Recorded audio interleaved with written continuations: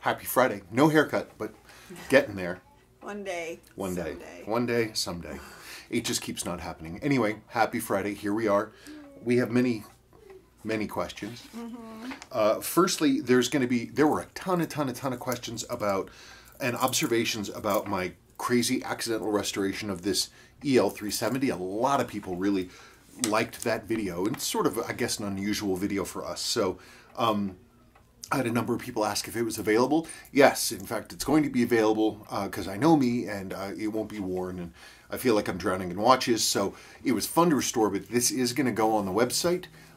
It's accurate to a few seconds a day. Very, very accurate. Amazing, amazing accuracy. And it is, I'm able now to compare it directly to another watch model that has that same kind of hybrid movement, which is Do you this. have the microphone the right way?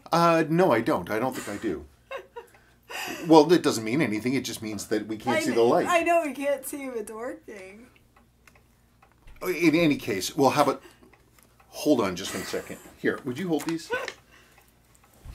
The other watch is... Hang on. Is... Okay, testing. Testing. There we go. There we go. I'm sure that it worked before, but, you know, whatever. In any case, I got in another watch model that uses the same tech. It's a Leap, L-I-P. It's a French watch from 1967. It's a super compressor. Jacques Cousteau wore one of these. And I'm going to do a yesterday's watch review today on this. But so far, I have to tell you, the Seiko movement is very much superior to this one so far, but this one needs servicing. Okay, questions? You don't have to point towards me. No, it's more comfortable this way. Oh, okay. From Bradley Bushell. Hi, Bradley.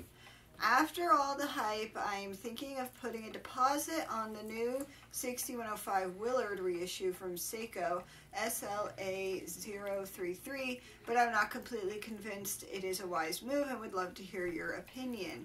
I already own two 6105s, which I had sympathetically restored and fully serviced last year by Jack of International Watchworks fame, and I wear them regularly. Here's the rub. Even if I wanted to sell them, they would only fetch $1,500 or so, maybe $3,000 for the pair. The new SL-033 is apparently $4,200, so less than last year's 62 MAS release, but for the same money you can buy two original examples. You've already stated you don't like the price point and feel Seiko is marketing the watch to luxury watch buyers, not brand enthusiasts. So instead of asking, is it worth it, what do you predict for value retention?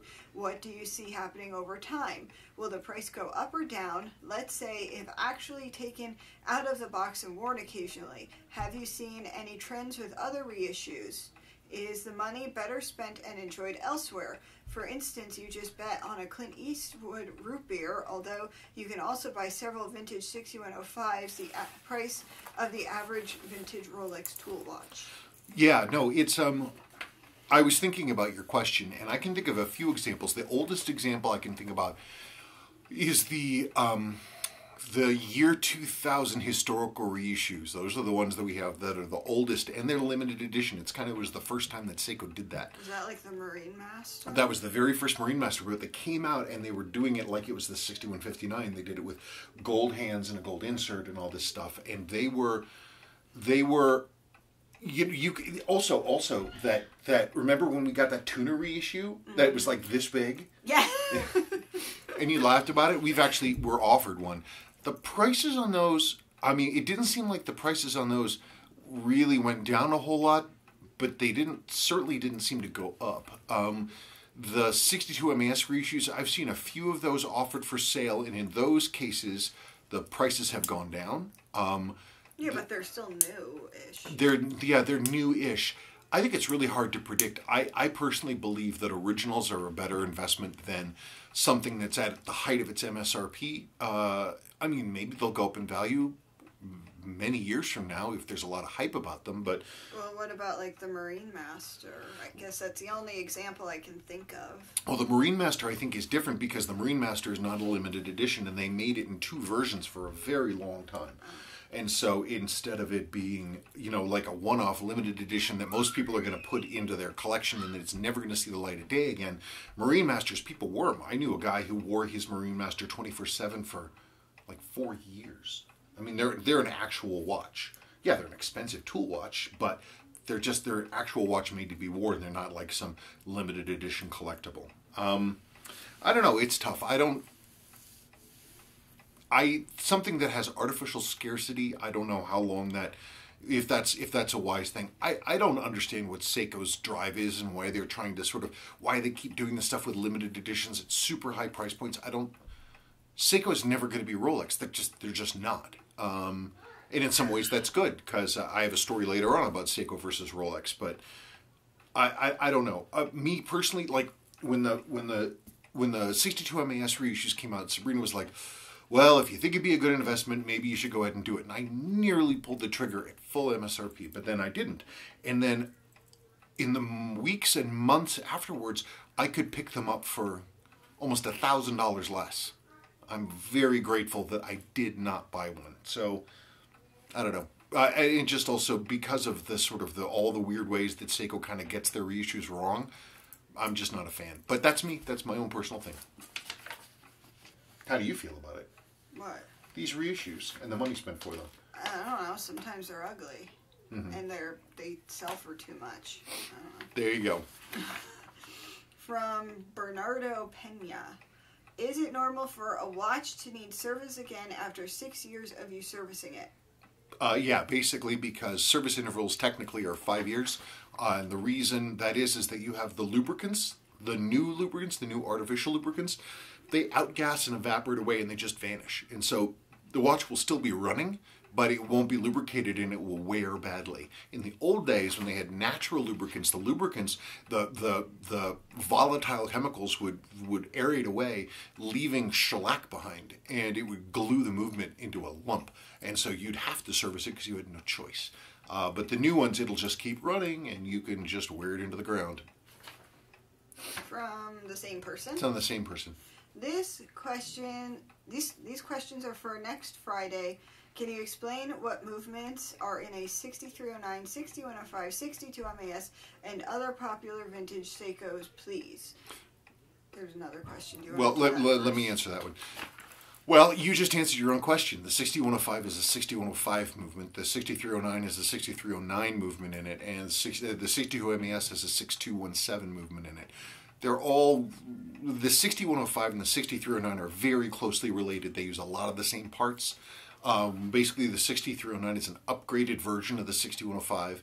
The 6217 is a member of one slightly older generation, and it has a lot in common with those other movements, but it doesn't have any interchangeable parts at all.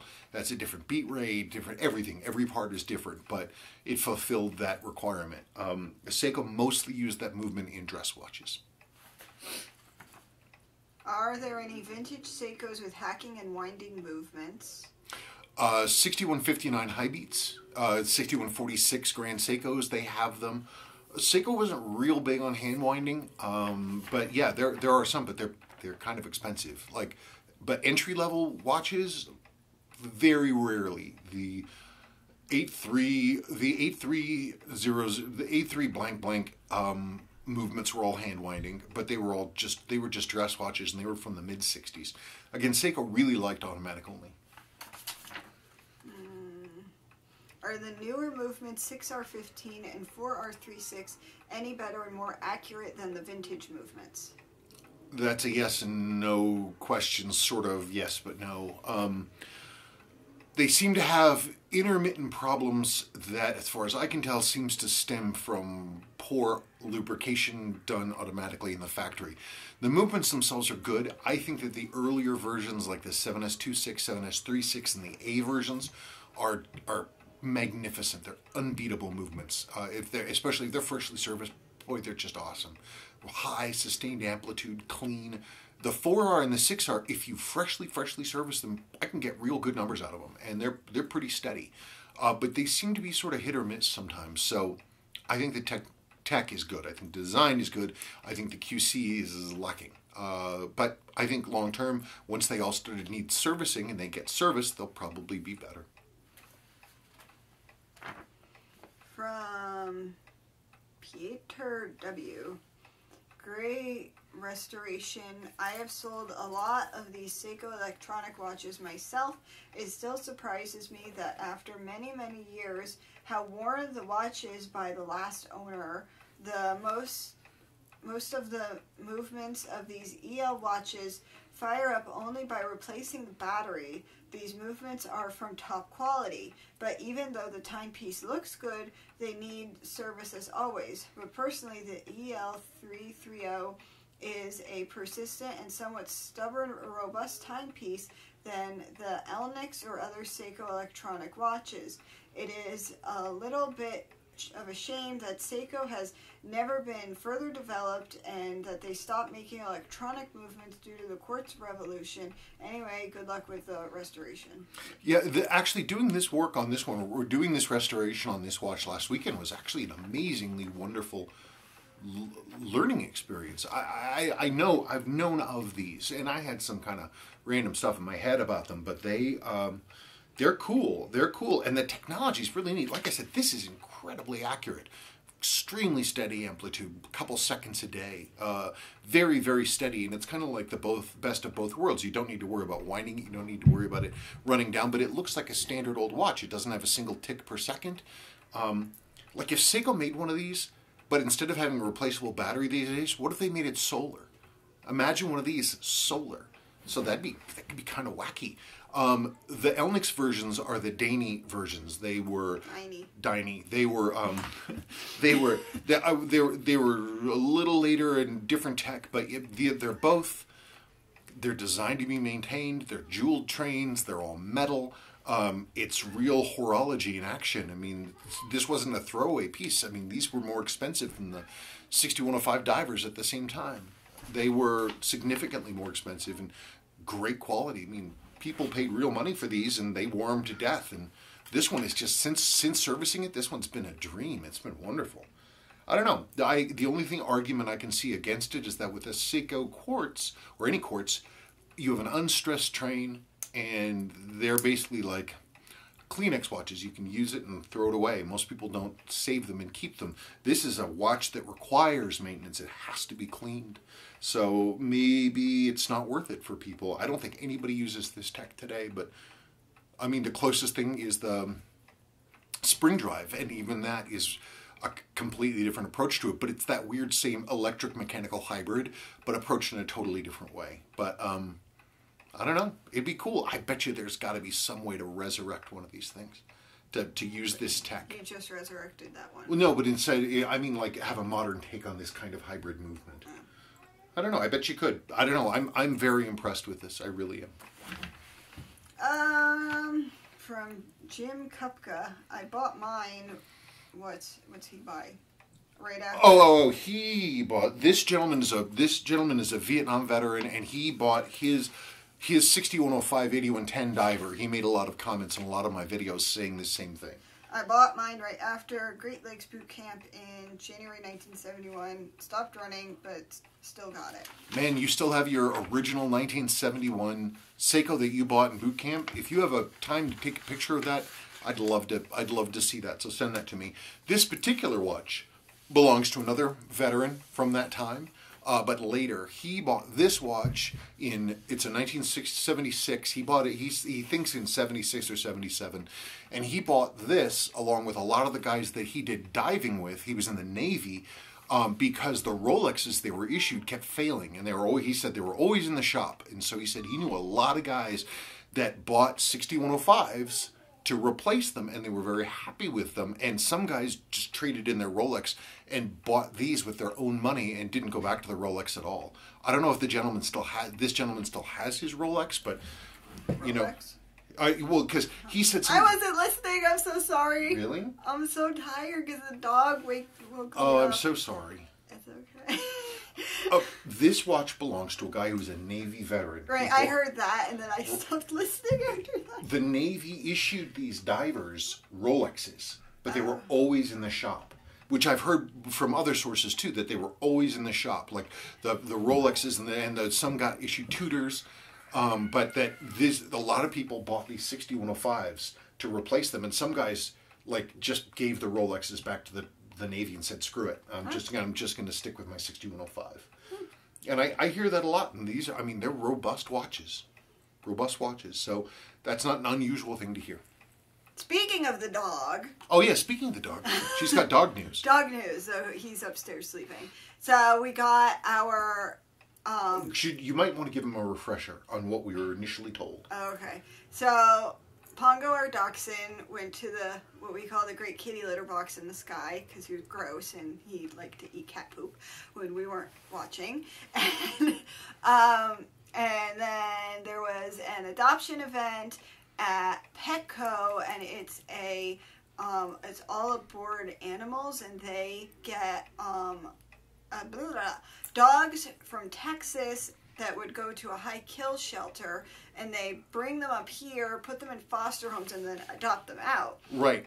And then I was looking online for a dachshund, and I saw him. I wish I had the pictures, like this little 8-week puppy in a field of flowers, and it said he was a dachshund. And I have the first picture when we got him home, and he was this tiny little thing, and he had dachshund black and tan coloration, so we were like... And he was with his mother, who was also tiny, and they said that she was a dachshund, even though I didn't see her there, but the picture, she didn't really look like a dachshund, but we kind of kept telling ourselves that she was a dachshund. And we got How much did he weigh when we got him? 8 pounds. How much does he weigh now? Almost 30. And how long has it been? 2 months? Oh, he gained 10 pounds in 1 month. And so I got the first DNA test done. It said he was part Amstaff, part Chow Chow. And I'm like, Chow Chow, you're crazy. And that was Wisdom Panel. I don't recommend them. And then I got Embark.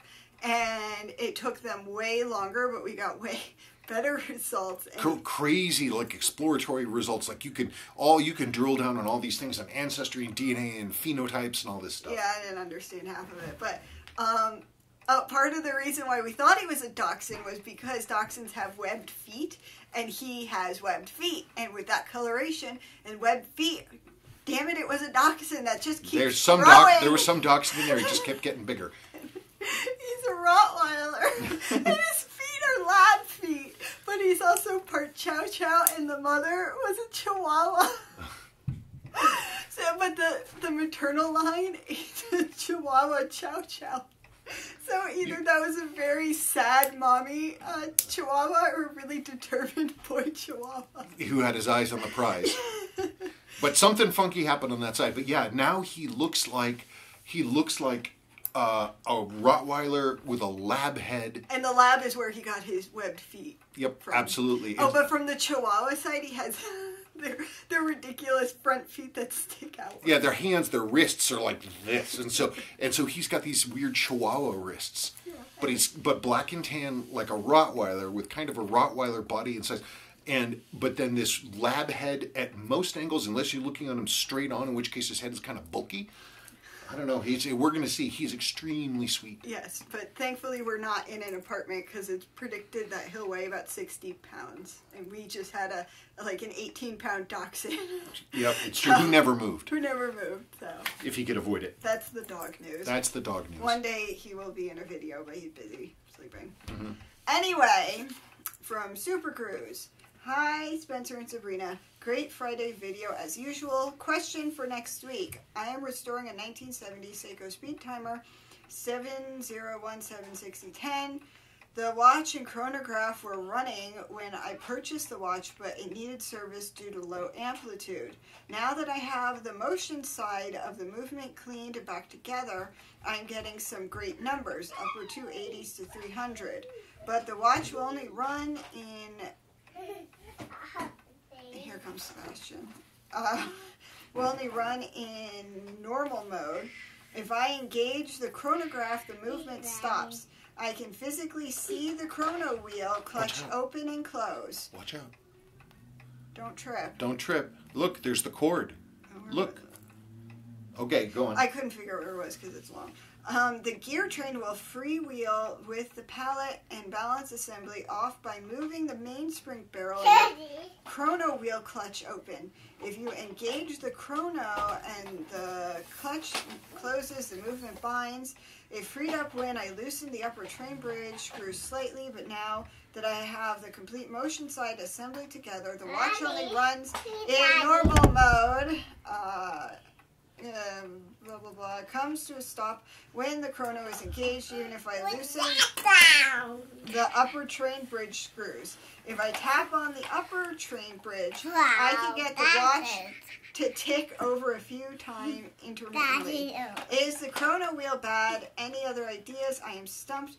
No, I had to replace the upper center wheel bridge with a new one due to the whole drill showing some cracks. Thanks so much.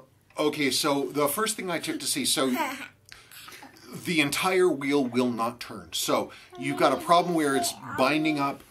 I would check to make sure that you've assembled it correctly, that the pinion is actually in the top bridge, that it's where it's supposed to be, that you should be able to see it.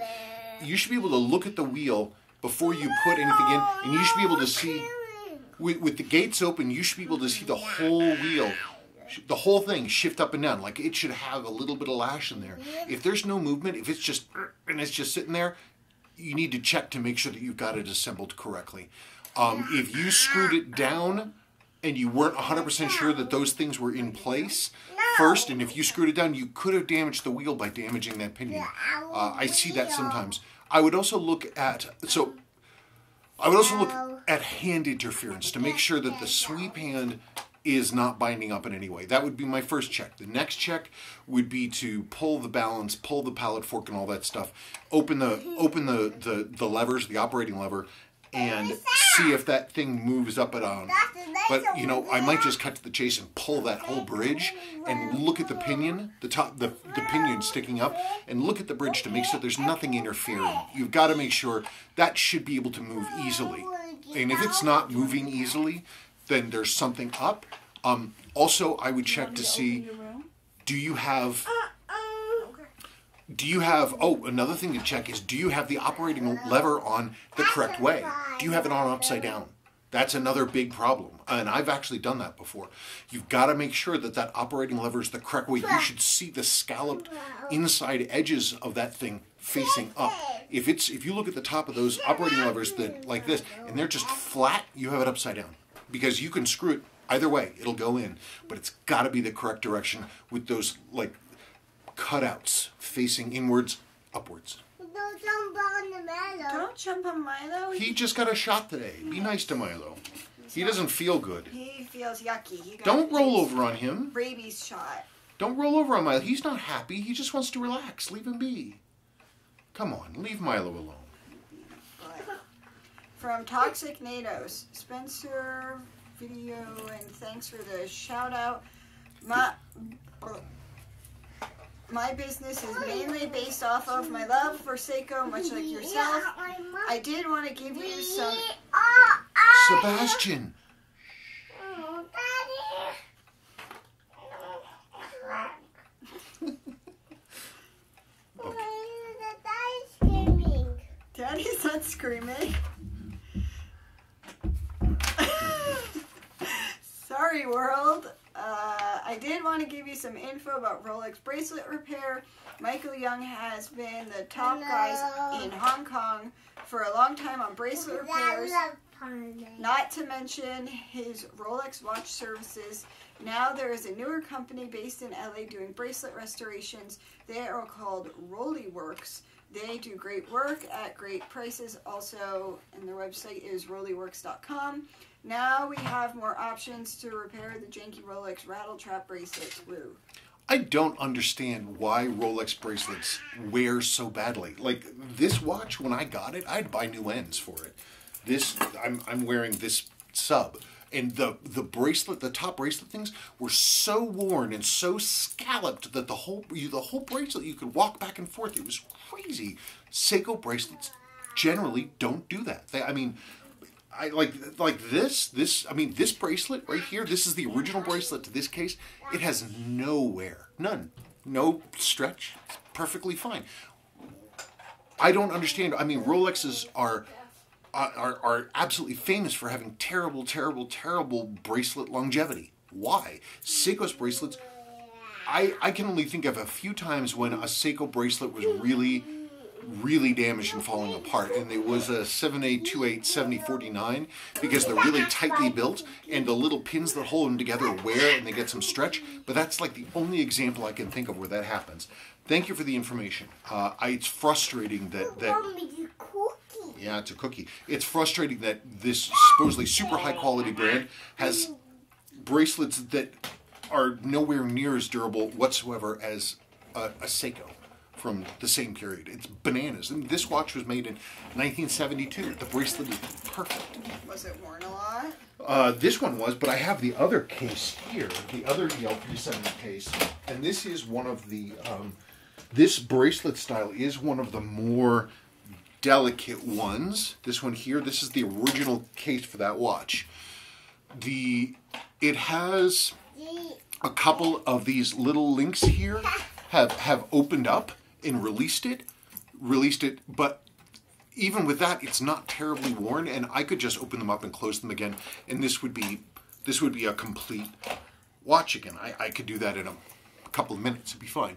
And if you look at the other side, the bracelet is fine. It doesn't have these giant cutouts and wear things. I mean, it's straight. I mean, look at it. And this watch was filthy and beaten and never serviced, as far as I can tell. And it's fine. I could tighten this up with a pair of tiny needle losers in a few minutes, no problem. He wants Tom the tow truck. He wants Tom the tow truck. Well, do you mind? That's tiny. Where your foot is. Sorry about your foot, dude. This is A. Fekri. Thanks for another great video. Following up on the Monaco again, he's asked several questions about his Monaco. Yes, both hands reset to the same position. The second hand resets to about 7 minutes past the 12 marker, and the subdominant hand resets to the 55 marker. Is that a good thing, i.e. easier to fix? I'm curious what they did if not reset. Because these watches, these Daini watches, they are unusual in that they're preset keyed. The hands are preset keyed to the pinions, unlike the Suo ones, which are willy-nilly, you can do whatever. So the fact that they're not resetting to the right thing is actually kind of concerning. That means that somebody who didn't know what they were doing just slammed the hands home.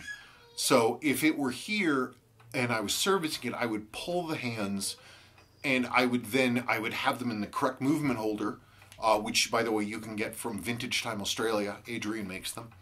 I would get the correct movement holder, and I would get them in there, and I would hold it to hold the chronograph in position where it is, and I would try to drop those hands where they are supposed to be to see if the hands are salvageable. That's the next step, because if they're resetting to the same place every single time, then the problem is not in the movement, the problem is the hands. And so the hands have to be pulled and realigned to see if they're going to sit where they need to sit. Let's see. Oh, look at that. Spencer, that's why I was thinking about this. This is GX9 Super Productions. Spencer, I'm curious about bracelet repair for vintage Seikos, specifically regarding the thin metal pins that hold most bracelets together. In this case, the ones found in the 7A287049 and 06345009. As you well know, these pins wear out, leaving a lot of stretch in the bracelet. It's true, it's one of the few examples where those bracelets will wear. Just looking at the bracelets, I'm assuming the pins could be knocked out and pulled out and replaced with new ones. Am I right in this assumption? And if so, where can I find suitable replacement pins? If my assumption is flawed, it's not.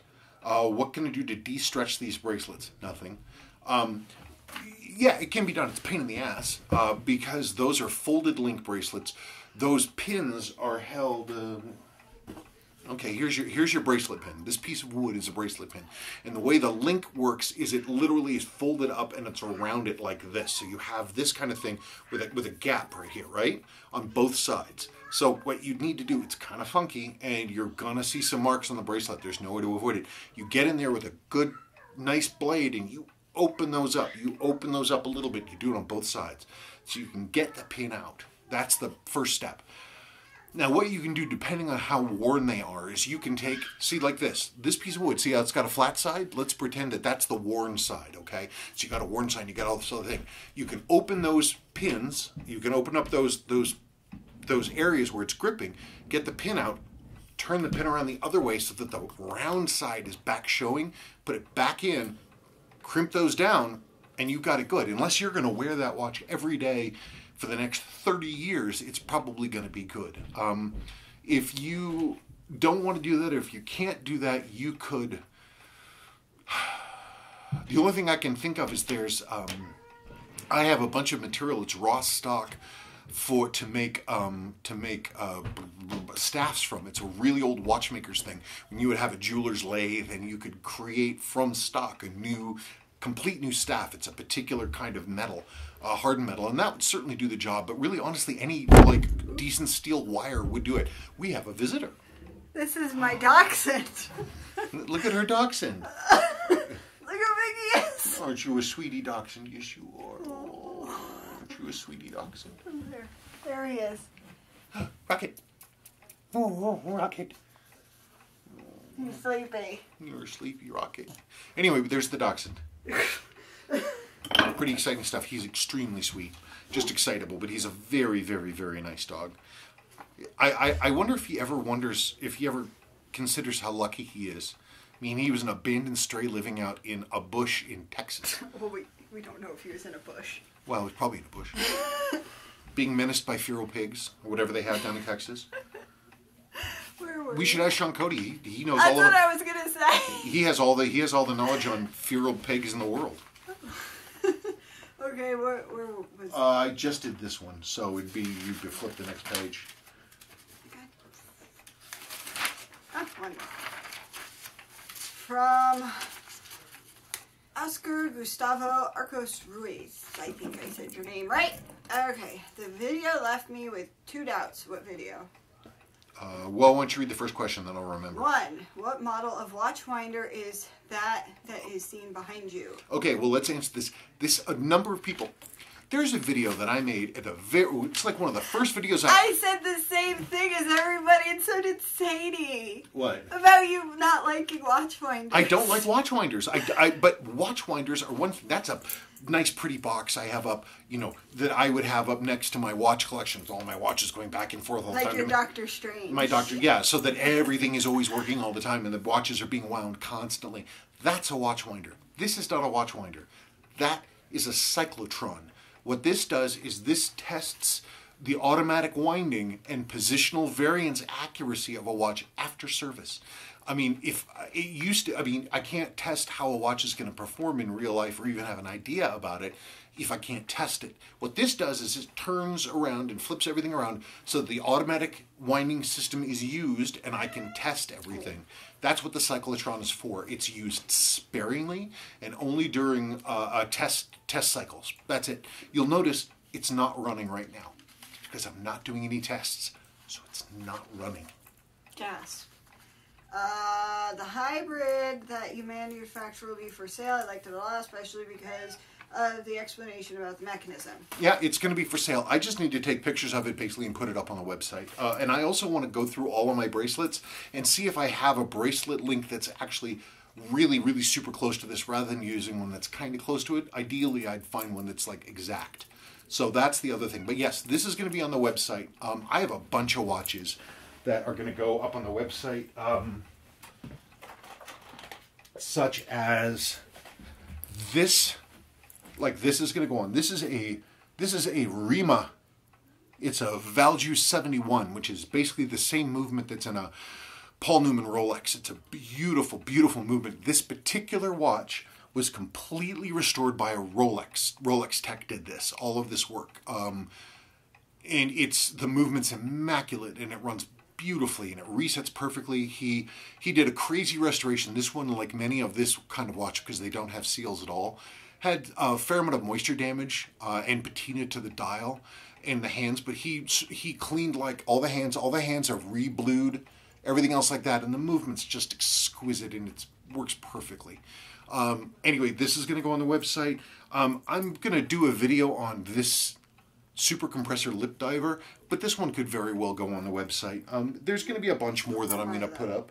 And so yeah, check through this weekend for watches, because I'm gonna put up a bunch of stuff. I'm feeling again like I'm drowning in watches. I wish I had an intern. We have all this crap here I'd love to sell. I was looking at some of the boxes of stuff that we've got, and I'm like, why do I own this? Because you buy things. Yeah, but no, I don't buy things anymore. I'm done buying things. I don't want to buy crap anymore. I don't want to.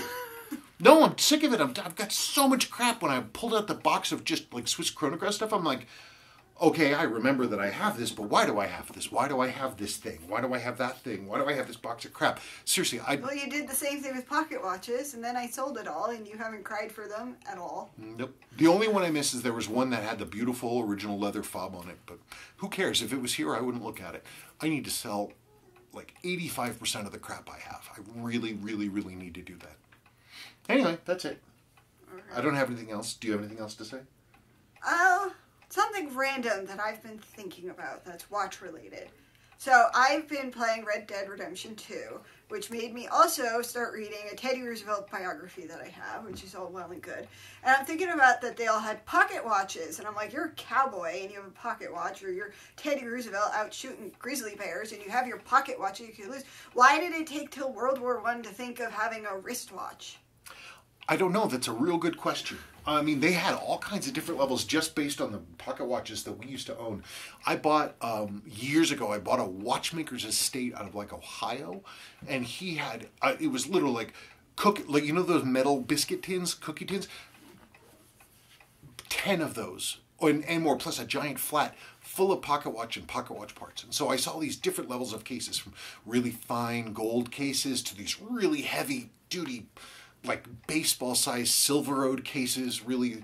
But then, why didn't they come in? Why didn't it exist? I mean, I know why they happened in World War I, because, I mean, you're in the trenches and you're covered in mud and you can't be fumbling around for pocket watches. Right, but if you're out hunting grizzly bears and mountain lions and elephants or whatever the hell else he was busy killing, I mean, you could bunk it off in the woods or the jungle or whatever. The only thing I can think that's different, but I don't know if this is a chicken and the egg question, was talking about shock resistance, because the early ones they had fixed cap jewels on like the balance. So if you got wanged, bonked, you could easily break the staff. It's one of the reasons why these old watchmakers had raw stock, and they could literally make a new staff, because you can't just go off and order one. So they'd have to go and make one with their little jeweler's lathe. But then you had shock protection existed all of a sudden. You had Inca Block and all that other stuff came out. I don't know if Inca Block came first or if World War I came out first, because now all of a sudden if you have a wrist watch on your wrist, it's going to get a lot more movement, and your potential to damage the staff is higher. I don't know. It's a very interesting question. Maybe they just didn't do it because it wasn't considered a manly piece of jewelry. Then bracelets maybe were associated with women. Maybe. But I don't know. It is nuts. It is crazy nuts. But the world changed so much after World War I that there was a big service. Any jeweler, you go to any jeweler, there were companies that made basically conversion kits for any watch movement. So you have your pocket watch of anything of a particular range of sizes, and they would have the case conversions there to take your pocket watch and turn it into a wristwatch. It was a big thing in the 20s. It happened a lot. Oh, time to research. Yeah, it's just one of those things that's very interesting. Anyway, that's it. I'm going to have a bunch of videos this weekend, little things. Maybe I'll make some today, depending, but today's sort of a this and that day. But look on the website, because I'm definitely listing more watches to sell. And I don't know, that's about it. Happy weekend. Yes. And it's raining and snowing, so. It's not snowing. It will be raining and snowing. It is raining. It's not snowing. I thought it was supposed to snow. Yeah, but you made it seem like it's currently snowing. Nah, it's great. God, I wish I could take a nap. Sorry, I forgot to eat lunch and I'm hungry. You should go eat lunch. I'm going to. Okay. Thank you very much, folks. I'll talk to you later, and look for that EL-370 and other neato mosquito videos. Talk to you later.